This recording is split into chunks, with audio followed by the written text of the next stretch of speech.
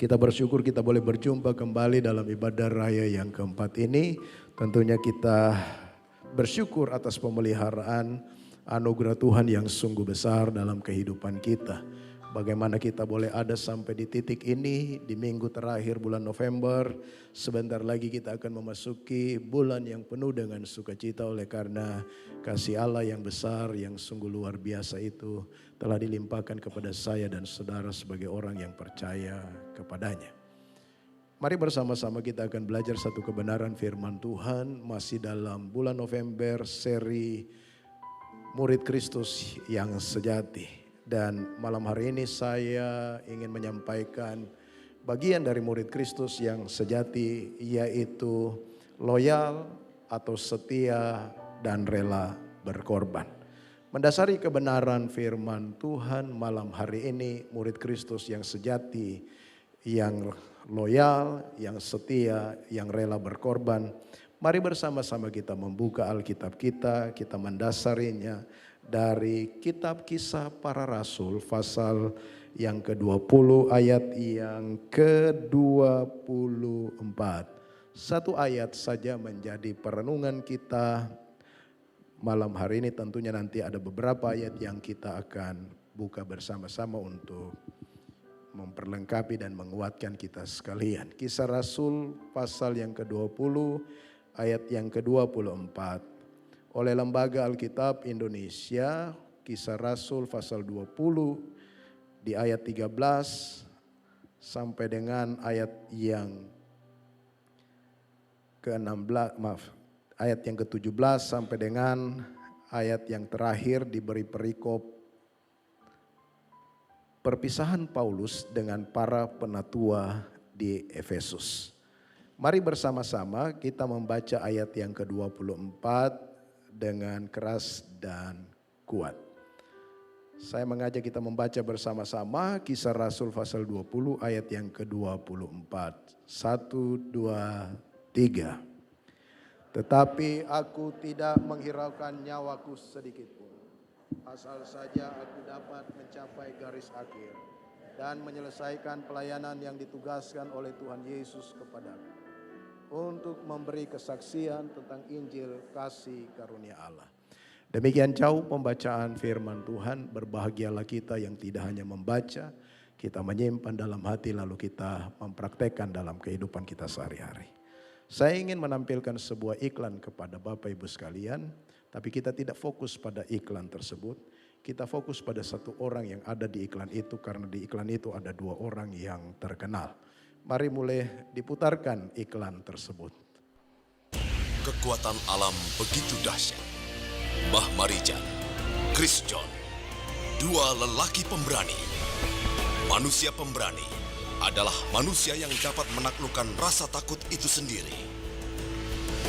Kuku Bima Energy, minuman energi.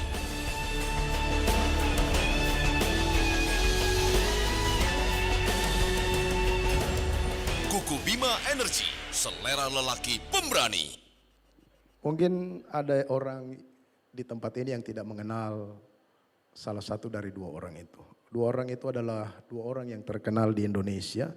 Satunya Chris John, petinju profesional dari negara kita yang juga pernah menjadi juara tinju dunia. Saudara, tapi yang satu itu adalah seorang kakek tua yang berasal dari Yogyakarta, tinggal di sekitar Gunung Merapi, namanya Mbah Marijan. Dia terkenal oleh karena dia orang yang setia pada tuannya. Saudara-saudaraku yang kekasih, tokoh ini adalah tokoh yang bagi sebagian besar orang Jawa mungkin menjadi tokoh yang dikagumi. Mengapa dia dianggap tokoh yang dikagumi? Karena salah satu hal yang ada dalam diri Mbah Marijan ini adalah kesetiaannya, loyalitasnya kepada Sri Sultan Hamengkubuwono sebagai orang yang dia anggap junjungan dan tuannya. Saudara tahu pada tanggal 6 Oktober 2010, Mbah Marijan menjadi salah satu korban dari 16 korban meninggal dunia ketika awan panas turun dengan kecepatan hampir kurang lebih 200 km per jam menghantam dusunnya dan kemudian dia meninggal. Menurut orang, jenazah Mbah Marijan itu ditemukan dalam kondisi dia bersujud. Saya tidak tahu apakah memang benar bersujud dan sekujur tubuhnya itu dipenuhi oleh luka bakar. Konon katanya dia menolak untuk dievakuasi oleh karena Sri Sultan yang disembahnya tidak memberikan dia instruksi untuk mengungsi. Ia tetap bertahan sampai hembusan nafas terakhirnya. Jadi tidak ada instruksi dari Sultan Hamengkubuwono ke-10 untuk dia berevakuasi dari tempat itu. Dia taat, dia menunggu instruksi saudara. Saudara-saudaraku yang kekasih, apa yang saya ingin sampaikan tentang cerita Mbah Marijan ini. Mbah Marijan ini bisa bertahan, dia berkorban sampai akhir demi menjalankan tugasnya dan mengorbankan nyawanya itu untuk tuannya yang sesungguhnya bukan Allah. Pertanyaannya bagi saya dan saudara, bagaimana dengan kita yang memiliki Allah yang hidup, yang memiliki Allah yang berkuasa? Apakah saya dan saudara loyal? Apakah saya dan saudara setia? Apakah saya dan saudara rela berkorban demi Allah yang sudah mengasihi kita di dalam Yesus Kristus? Karena begitu besar kasih Allah akan dunia ini sehingga dikaruniakan anaknya yang tunggal untuk kita. Bulan depan kita merayakan sukacita itu yang luar biasa. Itulah kasih yang terbesar yang diberitakan oleh Paulus kepada orang-orang di Efesus pada waktu itu. Saudara-saudara, tetapi ironis sekali ada begitu banyak fakta kita jumpa dalam kehidupan kita sehari-hari. Karena ada begitu banyak sejumlah orang Kristen yang kemudian dia meninggalkan Allah yang disembahnya. Dia tidak sungguh-sungguh lagi beribadah kepada Tuhan yang hidup. Beberapa di antara orang-orang Kristen itu diperdaya oleh pengajaran-pengajaran sesat dan filsafat-filsafat yang kosong yang kemudian menawarkan kenikmatan yang semu. Beberapa orang yang kemudian kita dapati orang Kristen dia pindah keyakinan karena dia tidak tahan menghadapi tantangan, dia tidak tahan menghadapi penganiayaan dari pihak-pihak orang yang membenci Kristus dan membenci pengikut-pengikut Kristus. Ada juga orang yang kita temukan dari orang-orang Kristen, dia meninggalkan kekristenannya, meninggalkan Tuhan yang hidup, mengejar. Karena untuk apa? Karena untuk mengejar keuntungan dan kenikmatan-kenikmatan yang ditawarkan oleh dunia ini. Berbagai godaan, berbagai ancaman dapat sewaktu-waktu menggoda orang untuk meninggalkan Tuhan. Dapat menggoda saya dan saudara untuk kita meninggalkan Tuhan yang hidup, yang kasihnya luar biasa kepada saya dan saudara. Itu sebabnya saudaraku yang kekasih, sebagai orang yang percaya, sebagai seorang murid Kristus yang sejati, bukan murid Kristus yang kaleng-kaleng, bukan orang Kristen yang kaleng-kaleng. Saudara dan saya seharusnya senantiasa kita berjaga-jaga dalam kehidupan kita di tengah-tengah penyesatan-penyesatan dunia yang ada hari-hari ini. Kita senantiasa berjaga-jaga manakala penderitaan, kesusahan, ancaman dan tantangan datang dalam hidup kita. Kita bisa tetap loyal, kita bisa tetap setia, kita bisa juga rela berkorban demi apa saudara? Demi tugas panggilan kita sebagai orang yang percaya. Apa tugas panggilan kita yang paling utama sebagai orang percaya? Tugas panggilan kita yang utama sebagai orang percaya adalah kita menyampaikan Injil Kristus. Apa itu Injil Kristus? Kabar baik kepada setiap orang tentang apa? Tentang Yesus yang meninggalkan kemuliaannya. Tentang Allah yang memberikan anak tunggalnya kepada saya dan saudara. Tentang kasihnya yang besar yang menyelamatkan saya dan saudara yang berdosa ini. Saudara, tidak ada sesuatu yang baik dalam diri kita. Anugerah Tuhan yang luar biasa itulah kasih yang besar. Inilah kebenaran yang ingin disampaikan dalam teks Kisah Para Rasul pasal 20 ayat yang ke-24 yang kita sudah baca tadi. Saudara-saudara, sebelum saya masuk dalam poin yang ingin saya sampaikan tentang rela berkorban, loyalitas, kesetiaan kepada Yesus Kristus Tuhan dan Juru Selamat kita. Saudara-saudara, saya ingin menjelaskan dulu sedikit gambaran tentang apa yang ditulis dalam Kisah Rasul pasal 20 ayat 24. Pauluslah yang membangun jemaat di Efesus ini. Dia yang menyampaikan kabar baik, lalu dia hidup kurang lebih 3 bulan di situ ketika dia mengawali perintisan jemaat di situ. Lalu kemudian setelah itu dia meninggalkan pelayanan di Efesus itu, menyerahkannya kepada Priscilla dan Aquila, lalu dibantu oleh Apolos. Ada ayat di Alkitab bilang Paulus menanam, Apolos yang menyiram.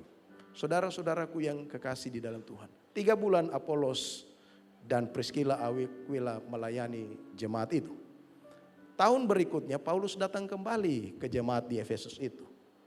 Lalu 3 tahun dia berada di jemaat Efesus itu. Dia melayani jemaat itu begitu setia. Dia melayani jemaat itu dengan penuh pengorbanan. Ada tantangan dari orang-orang yang tidak percaya, orang-orang Yahudi. Ada tantangan dari orang-orang Yunani penyembah berhala. Ada tantangan dari pihak-pihak orang yang disebut musuh dalam selimut dalam jemaat di tempat di Efesus itu. Ada tantangan tentang pengajaran-pengajaran yang sesat di jemaat itu. Tapi saudara-saudaraku yang kekasih, kita menemukan di sana Paulus tetap gigih melayani Tuhan bagi jemaat yang telah dia bangun itu, saudaraku yang kekasih. Lalu saudaraku yang kekasih, pada bagian yang kita baca ini adalah perpisahan Paulus dengan penatua yang ada di Efesus. Ketika dia akan berangkat ke Yerusalem, saudaraku yang kekasih, dia ada di Miletus, di sebuah pelabuhan. Waktu dia mau berangkat naik kapal, dia panggil seseorang untuk memberitahukan kepada penatua di Efesus supaya datang ke tempatnya, dan kemudian dia akan memberikan sebuah nasihat-nasihat kepada penatua-penatua itu. Dan nasihatnya itu yang kita baca, salah satu nasihatnya ini yang kita baca. Lalu kemudian dia bilang, ini yang terakhir mungkin kita ketemu. Mungkin nanti kamu tidak akan lihat saya lagi, kata Paulus. Karena aku sudah menjadi tawanan roh, kata dia. Dalam sebuah pelayanan dia akan menderita di sana. Saudara-saudaraku yang kekasih, apa yang mau saya sampaikan di sini bahwa Paulus itu menunjukkan identitasnya sebagai murid Kristus yang sejati. Murid Kristus itu berarti mengikuti Kristus. Saya khotbah doa malam kemarin, seorang murid itu bukan seperti student sekarang ini. Kalau student sekarang ini kan dia belajar lalu pulang ke rumahnya. Tapi murid pada zaman itu dia harus ikuti gurunya. Kemana gurunya pergi, ke situ dia. Dia makan bersama-sama gurunya. Dia tidur bersama-sama dengan gurunya. Dia bangun pagi-pagi bersama gurunya. Kemana gurunya pergi dia ikut. Lalu di situ gurunya berfirman, menyampaikan pesan-pesan. Lalu sang murid menerima pesan itu, menangkapnya. Lalu kemudian menjadi sebuah nilai-nilai dalam kehidupannya. Lalu dia meneladani gurunya. Itulah yang disebut murid, saudaraku. Murid Kristus itu berarti dia mengikuti ajaran Kristus, meniru gaya hidupnya. Jadi menjadi murid itu berarti kita harus melekat kepada Kristus. Terhubung, bahasa sebuah lagu. Ku terhubung denganmu, selalu melekat di hatimu. Itu melekat kepada Kristus. Supaya apa? Supaya kita menjadi sama seperti guru kita. Seperti Yesus Kristus. Saudara, kita dipanggil bukan hanya menjadi orang yang percaya kepada Dia. Tetapi kita juga dipanggil untuk menjadi murid Kristus. Benar-benar murid. Bukan murid yang palsu. Benar-benar murid. Murid sejati itu dia tinggal di dalam firman Tuhan. Untuk mengetahui saya dan saudara ini benar-benar murid Kristus yang sejati, sulit saudara. Hanya kita dengan Tuhan yang tahu bahwa kita ini murid Kristus yang sejati atau tidak. Tetapi dalam kitab Yohanes disebutkan bahwa kalau kita mau menjadi murid yang sejati, kita harus melekat pada firman Tuhan. Yohanes pasal 8 ayat 31 sampai ayat yang ke-32.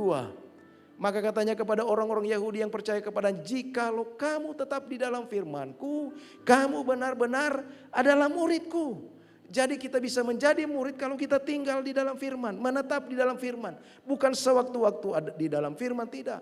Tetapi kita menetap di dalam firman. Saudara-saudara, itu artinya kita menetap di dalam Kristus. Lalu Yohanes juga mengemukakan bahwa untuk menjadi murid Kristus bukan hanya menetap di dalam firman Tuhan, tinggal bersama dengan Kristus, tetapi juga menghasilkan buah-buah yang banyak, dan buah yang kita hasilkan itu adalah buah yang baik. Yohanes pasal 15 ayat yang ke-8 menyebutkan di sana, kamu, dalam hal inilah Bapakku dipermuliakan, yaitu jika kamu berbuah banyak, dan dengan demikian kamu adalah murid-muridku. Jadi kita adalah murid-murid Kristus kalau kita berbuah banyak. Buah apa yang dimaksud? Kalau saudara nanti baca di dalam Yohanes pasal 13, saudara akan menemukan di sana bahwa buah yang dimaksud itu adalah ketika kita mengasihi sesama kita. Berarti ada kasih di sana. Kasih itulah yang menjadi dasar kehidupan orang yang percaya. Dia harus menghasilkan buah. Dalam buah-buah roh yang paling utama disebutkan di sana itu adalah kasih. Saudara, betapa pentingnya kita mengalami kasih Allah. Buah utama adalah kasih. Itu sebabnya saudaraku yang kekasih, kasih itu tidak hanya sendirian. Dia harus berjalan bersama dengan kesetiaan. Dan kasih juga itu adalah rela berkorban. Itulah yang ditunjukkan yang saya sebutkan tadi dalam peristiwa Natal. Kasih Allah yang besar. Bayangkan Allah memberikan anak tunggalnya untuk menjadi tebusan bagi saya dan saudara. Saudara-saudaraku yang kekasih, kedalaman kita menghayati kasih Allah yang besar inilah yang dimiliki oleh Paulus. Dia memahami betul, dia menghayati betul apa yang Tuhan sudah kerjakan dan apa yang sudah Tuhan lakukan dalam kehidupan Paulus. Saudara-saudara, Paulus itu adalah orang yang pada awalnya adalah orang yang jahat. Dia membunuh orang-orang Kristen. Tapi ketika dia berjumpa dengan kasih Kristus, dia diubahkan oleh Tuhan. Saudara-saudara, apa inti pemberitaan dalam pembacaan kita di dalam Kisah Para Rasul pasal 20 dalam teks ayat yang ke-24 itu? Inti beritanya adalah bahwa Tuhan menghendaki saya dan saudara. Tuhan menghendaki saudara kita semua yang ada di tempat ini sebagai orang yang percaya kepada Kristus untuk menjadi murid Kristus yang sejati. Yaitu kita loyal, kita setia, dan kita rela berkorban. Lalu pertanyaannya bagi saya dan saudara, seperti apa bentuk kita setia? Seperti apa bentuk kita loyal? Seperti apa bentuk rela berkorban berdasarkan teks yang sudah kita baca tadi? Berdasarkan teks yang kita sudah baca ini, ada dua bentuk yang ingin saya sampaikan kepada Bapak Ibu sekalian, rekan-rekan sekalian, berdasarkan firman Tuhan yang kita baca ini. Yang pertama, saudaraku yang kekasih, bentuk dari loyal, kita setia dan rela berkorban dari seorang murid Kristus yang sejati adalah dia mengorbankan kehidupannya demi Injil Kristus. Jadi dia mengorbankan kehidupannya demi Injil Kristus. Coba saudara perhatikan dan garis bawahi ayat yang ke-24 ini di bagian yang ke-A. Paulus bilang begini, tetapi aku tidak menghiraukan nyawaku sedikit pun. Di dalam King James Version disebutkan di sana, neither count I my life dear unto myself. Aku tidak memperhitungkan hal yang berharga, bahkan nyawaku sendiri. Saudara-saudaraku yang kekasih di dalam Tuhan, yang terutama yang diperhatikan Paulus bukanlah dia mempertahankan hidupnya yang paling penting. Yang dilakukan oleh Paulus yang penting dalam hidupnya, bahwa ia dapat menyelesaikan tugas pelayanan yang dipercayakan oleh Allah kepadanya, dimanapun tugas itu akan berakhir. Dia tetap memegang itu, saudara. Itu yang penting bagi dia. Saudara, kata nyawa dalam teks yang kita baca itu berasal dari kata psuke. Psuke itu diterjemahkan dalam King James Version itu life atau hidup atau kehidupan. Hidup atau kehidupan, saudara. Saudara-saudaraku yang kekasih, semua orang, kita semua di tempat ini, saudaraku yang kekasih, pasti kita ingin mempertahankan nyawa kita. Tidak ada orang yang tidak ingin mempertahankan nyawanya. Tidak ada orang yang tidak ingin mempertahankan hidupnya dan mempertahankan kehidupannya. Tetapi seringkali saya dan saudara, kita seringkali ketika kita mempertahankan hidup kita, mempertahankan kehidupan kita, kita seringkali tidak memenuhi cara Tuhan. Saudara-saudaraku, nyawa di sini itu menunjukkan kehidupan, menunjukkan berbagai kesenangan-kesenangan yang menggerakkan seseorang itu menjalankan hidup. Dan bagi orang pada umumnya, tanpa kesenangan-kesenangan itu, dia merasa hidup ini tidak ada artinya. Dia merasa dia tidak memiliki hidup, saudara. Itu sebabnya berhala-berhala masa kini adalah ketika kita menempatkan kesenangan-kesenangan itu lebih utama daripada Tuhan. Itulah berhala masa kini. Saudara-saudara, mengalami hidup yang bahagia, kita mengalami hidup yang senang, itu tidak salah, saudara. Tetapi menjadi salah ketika kita cenderung memiliki sifat yang penting hidup kita senang. Dan kemudian kita melupakan apa yang menjadi tujuan dalam hidup saya dan saudara. Tujuan Tuhan menjadikan saya dan saudara orang yang percaya kepadanya. Tujuan Tuhan kepada kita sebagai murid Kristus. Tujuan kita adalah menjadi kesaksian bagi orang yang belum percaya kepada Dia. Saudara-saudara, seringkali kita melupakan tujuan Tuhan bagi kita. Dan kalau kita melupakan tujuan Tuhan bagi hidup kita, itulah yang disebut dengan kehidupan yang sia-sia. Saudara-saudara, bukan hidup seorang murid Kristus yang sejati.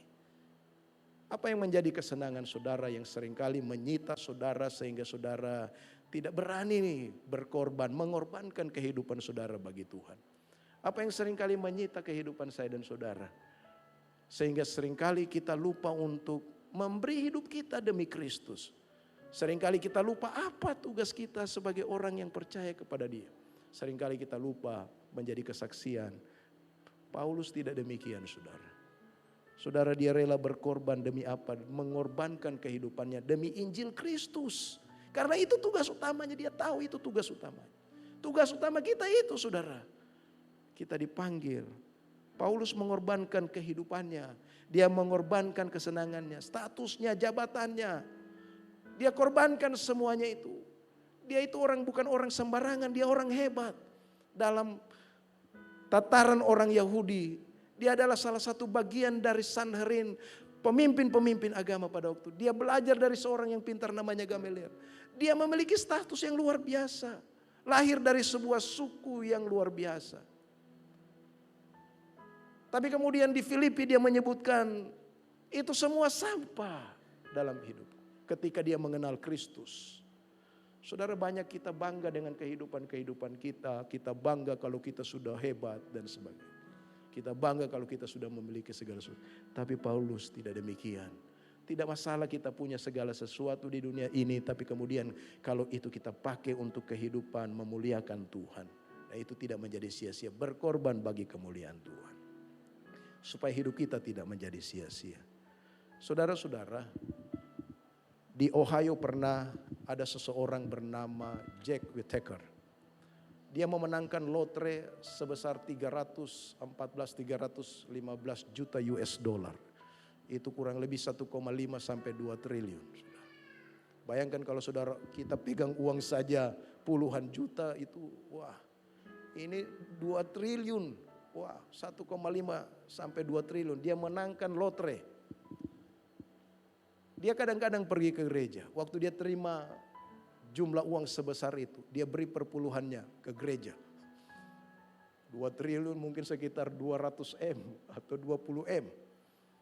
Wow, besar sekali tuh kalau dapat gereja itu bisa berpuluh-puluh gereja. Ini ada program dari Gereja Bethel Indonesia Sinode untuk membangun gereja dan mendanai pembangunan sebuah gereja itu dengan biaya 150 juta.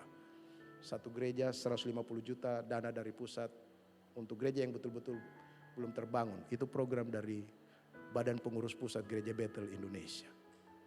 Bayangkan kalau dirupiahkan uang-uang itu lalu kemudian dibangunkan gereja, berapa banyak gereja bisa terbangun. Dengan uang itu John Whittaker lalu kemudian membelikan sebuah apartemen yang mewah kepada anaknya yang usia 15 tahun. Bayangkan usia 15 tahun dibelikan apartemen yang mewah. Lalu dia belikan Hammer car, sebuah mobil yang mahal. Saya tidak tahu harga Hammer car itu berapa. Bukan cuma itu, setiap minggu dia memberikan uang saku dalam kurs rupiah 75 juta kepada anaknya yang masih usia 15 tahun itu. 75 juta saudara uang saku. Gila itu. Tamun-tamunta kita makan di Kopi O itu. Bawa 75 juta, bisa banyak orang, kita bisa makan semua ini. Saudara, kalau kita bikin acara di sini, acara biasa undang 100 orang, kita pesan di Tante Nona, bisa sampai 3 juta, so bisa kasih makan 100 orang. Ini berapa juta?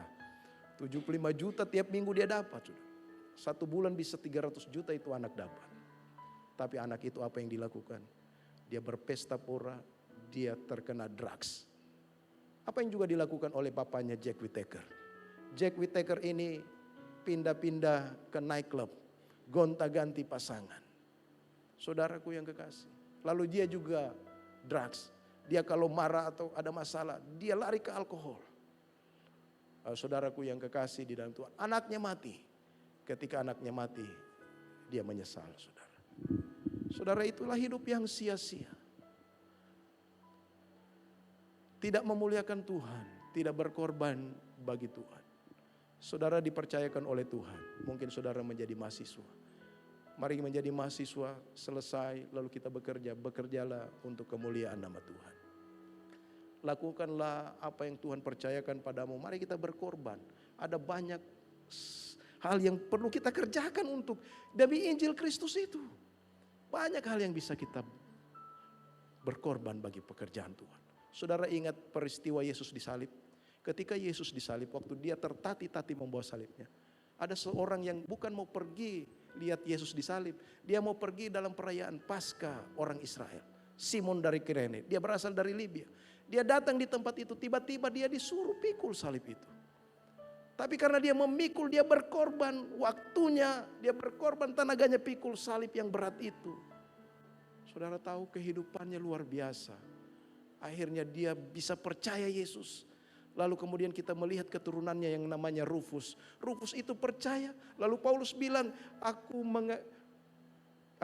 mengasihi Rufus. Rufus itu anak dari Simon orang Kirene. Tadi yang pikul salib itu. Lalu suami dari Simon orang Kirene dianggap ibu oleh Paulus. Karena pelayanan mereka yang luar biasa. Dari apa? Dari orang yang tidak percaya Simon Kirene. Lalu dia menolong, mengorbankan waktunya, tenaganya. Dia menerima Yesus Kristus.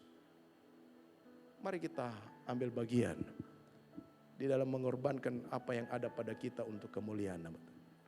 Mungkin waktu engkau datang ibadah ini engkau mengorbankan waktumu. Mungkin waktu engkau sedang sibuk-sibuknya, lalu engkau teringat untuk baca firman, engkau mengorbankan waktumu, engkau membaca firman, merenungkan firman.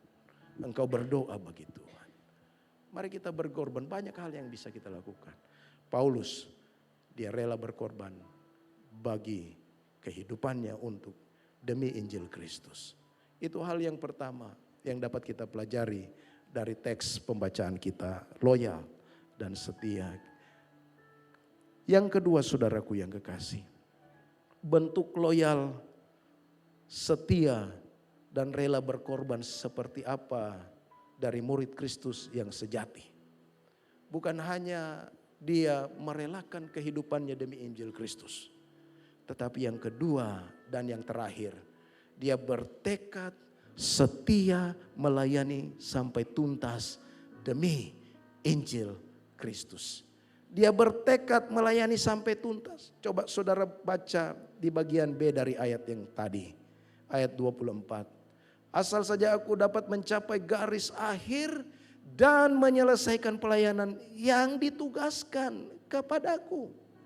Saudara-saudaraku yang kekasih, sebuah pekerjaan yang dimulai dengan baik tidak akan ada artinya jika akhirnya berhenti di tengah jalan. Tidak sedikit orang memulai pekerjaannya dengan sangat-sangat baik.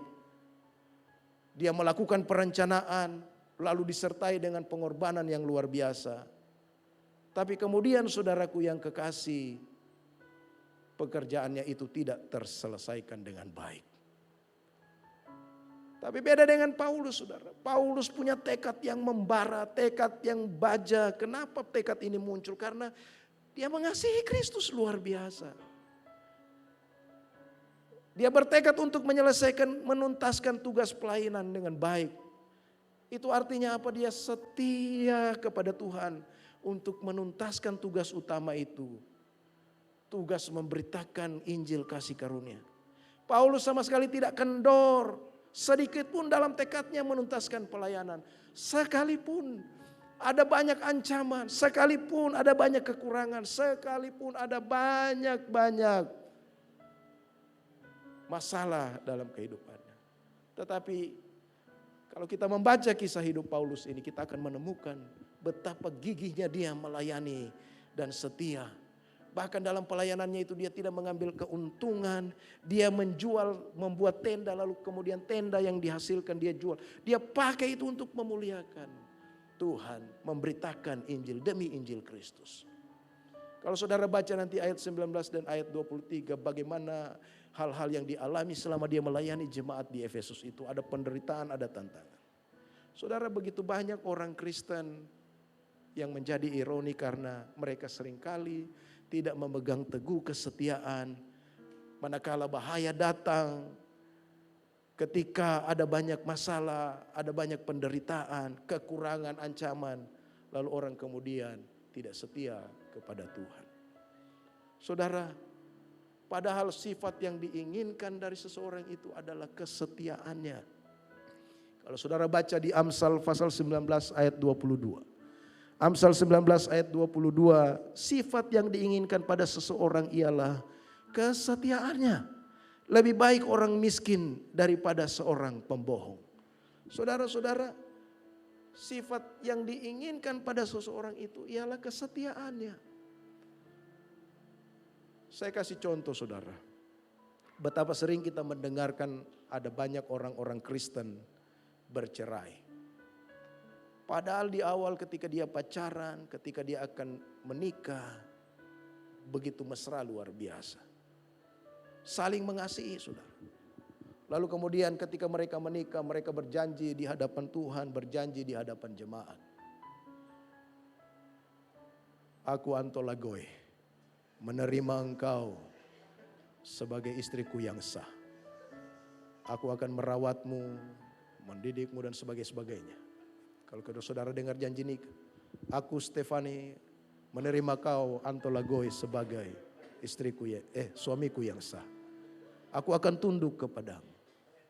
Tetapi seringkali saudara, begitu perjalanan pernikahan ada begitu masalah, ada begitu tantangan, ada kekurangan, kemudian orang tidak setia lagi dengan pasangannya. Kehebatan pernikahan itu tidak dinilai dari kemesraan di fase awal, melainkan kesetiaan di fase akhir. Catat quotes ini baik-baik. Kehebatan pernikahan itu, banyak orang kan membangun pernikahannya megah, luar biasa. Bermiliar-miliar mungkin, beratus-ratus juta dikorbankan untuk sebuah awal dari sebuah pernikahan. Tetapi bukan itu yang menentukan, melainkan kesetiaan di fase akhir. Di dunia kerja pun demikian. Banyak orang kemudian ketika dia sulit tidak setia lagi kepada atasan, kepada pimpinan. Itu sebabnya ada pepatah bilang begini, mencari orang pintar, mencari orang berpengalaman, mencari ahli banyak. Tetapi mencari orang yang setia tidaklah mudah, kata pepatah itu. Memang sulit mencari orang yang setia. Hari-hari ini kita ditawarkan oleh 3 pasangan calon. Apakah ketika jadi mereka bisa mengakomodir apa yang dia sampaikan itu? Kita tunggu nanti. Terserah dari Bapak Ibu sekalian untuk memilihnya. Saudara-saudaraku yang kekasih, ada banyak orang seperti itu. Dunia semakin merendahkan kasih. Kasih tidak lagi menjadi sebuah nilai yang diperlukan. Untuk mengutuhkan sebuah kasih itu diperlukan apa saudara? Diperlukan kesetiaan. Kesetiaan berpegang walaupun ada masalah. Kesetiaan berpegang walaupun ada kekurangan. Kesetiaan berpegang walaupun ada ancaman. Ada penderitaan yang menghadang di sana. Kasih itu tidak terlepas dari kesetiaan. Dalam Mazmur pasal 85 ayat 11, kasih dan kesetiaan itu berjalan bersama-sama. Jadi tidak bisa dipisahkan antara kasih dan kesetiaan itu, saudara. Kasih dan setia Tuhan tidak bisa dipisahkan. Keset itu kasihnya berjalan bersama dengan kesetiaan. Tidak bisa kita hanya bilang kita mengasihi, tetapi kita tidak setia. Bagaimana mungkin kita bilang kepada pasangan kita, aku mengasihimu, tapi kemudian kita tidak setia kepada dia. Saudara-saudaraku yang kekasih, itu sangat menyakitkan, saudara. Dan tidak bisa juga kita bilang kita setia tanpa kita mengasihi. Karena kalau kita hanya setia tanpa mengasihi, itu sama dengan hubungan yang dingin, hubungan yang hambar. Itu sebabnya Tuhan itu berjalan bersama kasih dan setianya. Saudara-saudara, bagi Tuhan ikatan kasih itu diwujudkan melalui apa, saudara? Melalui kesetiaan. Ia memiliki kasih setia, keset. Kejadian pasal 24 ayat 27. Terpujilah Tuhan Allah Abraham, Allah Tuanku Abraham, yang tidak menarik kembali kasih dan setianya dari Tuanku. Tuhan itu berpegang pada perjanjiannya. Ketika umat Israel itu menyimpang dari perjanjian, Tuhan apa, saudara, yang dilakukan Tuhan? Tuhan tetap mengasihi bangsa Israel itu. Kalau saudara lihat berulang kali orang Israel jahat, orang Israel jatuh dalam penyembahan berhala, orang Israel jatuh dalam dosa, tidak tunduk kepada Tuhan. Tapi ulang kali juga Tuhan tetap berpegang pada perjanjian kasih dan setianya. Saudara, Mazmur pasal 130 ayat 7 dan 8 bilang begini. Berharaplah pada Tuhan Israel, sebab pada Tuhan ada kasih setia. Dan ia banyak sekali mengadakan pembebasan. Dialah yang akan membebaskan Israel dari segala kesalahannya. Janji itu telah dibuktikan. Kesetiaan itu telah dibuktikan. Kasih itu telah dibuktikan lewat peristiwa Natal yang akan kita rayakan nanti. Lewat peristiwa Paskah, kematian Yesus di atas kayu salib dan kebangkitannya. Itu sebabnya Paulus berkata dalam 2 Timotius pasal 2 ayat 13, dia bilang begini. Jika kita tidak setia, dia tetap setia karena dia tidak dapat menyangkal dirinya. Itu karakter Allah, saudara. Itu yang dipahami Paulus, karakter Allah, kasih. Dan itu dikenal betul oleh Paulus sebagai murid Kristus yang sejati. Adakah kita mengenal karakter Allah yang penuh kasih dan setia dalam kehidupan saya dan saudara? Waktu kita mengenal kasih dan setia Allah itu sungguh-sungguh dalam kehidupan kita, maka kita akan berupaya dengan sungguh-sungguh, rela berkorban. Kita akan setia demi Injil Kristus lewat kehidupan saya dan saudara. Kesetiaan Allah itu luar biasa. Itu sebabnya sekali lagi Paulus memiliki kesetiaan sebagai seorang murid Kristus yang sejati. Itu sangat nampak waktu dia menghadapi ujian, menghadapi pergumulan. Dia tetap setia bagi Tuhan. Kesetiaannya juga adalah kesetiaan yang walaupun di sekitarnya tidak setia, dia berusaha, Paulus bertekad tetap setia. Adakah iman kita seperti itu? Di tengah banyak orang Kristen yang tidak setia, apakah kita tetap setia kepada Tuhan? Tuhan mau kita tetap setia kepada Dia. Paulus percaya bahwa Tuhan tidak pernah meninggalkannya. Saudara-saudara, kesetiaan juga seharusnya dilakukan terhadap perkara-perkara yang kecil. Setialah pada perkara-perkara kecil dan Tuhan akan mempercayakan. Karena kenapa, saudara? Seringkali untuk setia pada perkara-perkara kecil sulit bagi kita. Karena kita seringkali menganggap enteng hal-hal yang kecil. Saudara-saudaraku yang kekasih di dalam Tuhan, kesetiaan Allah itu seharusnya tidak hanya berlaku dari pihak Allah, tetapi juga harus berlaku dari pihak kita. Kalau Tuhan setia, marilah kita juga setia kepada Dia. Sejauh mana saya dan saudara setia kepada Kristus? Saya tutup dengan sebuah kisah, saudara. Di negara Nepal ada sebuah peraturan yang sangat merugikan orang Kristen. Kalau ada orang Nepal kedapatan percaya kepada Tuhan Yesus Kristus sebagai Tuhan dan Juru Selamat, maka kemudian orang itu akan dihukum 1 tahun penjara.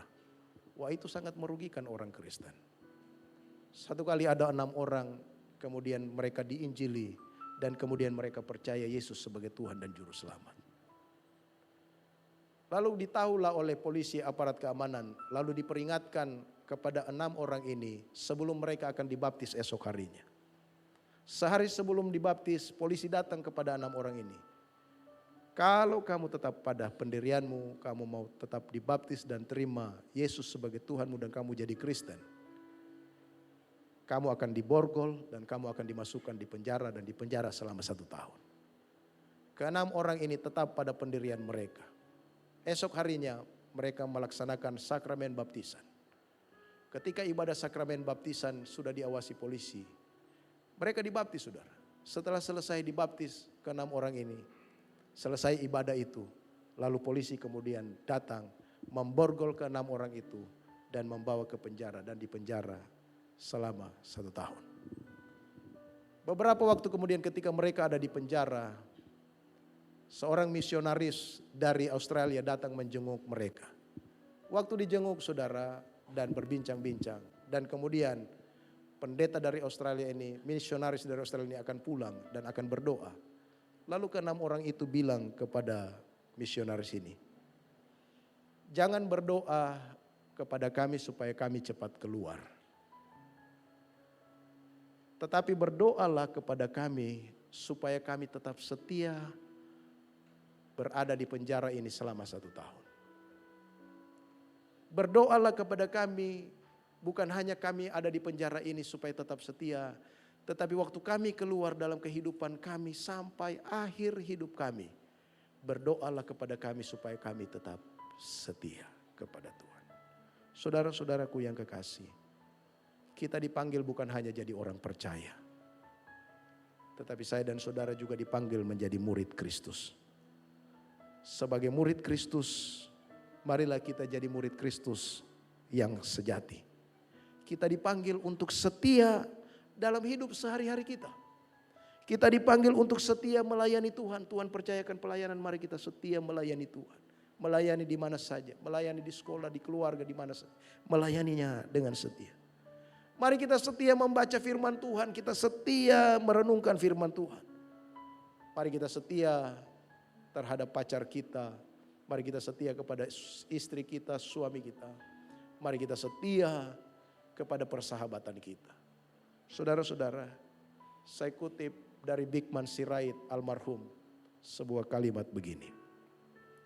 Kesetiaan adalah harta yang langka di tengah dunia yang terus berubah. Jika kesetiaan itu masih tertanam di hati, rawatlah sebaik-baik mungkin dengan tekad yang teguh, dan jangan tukarkan kesetiaan itu berapapun nilainya. Mari kita tetap setia dan rela berkorban.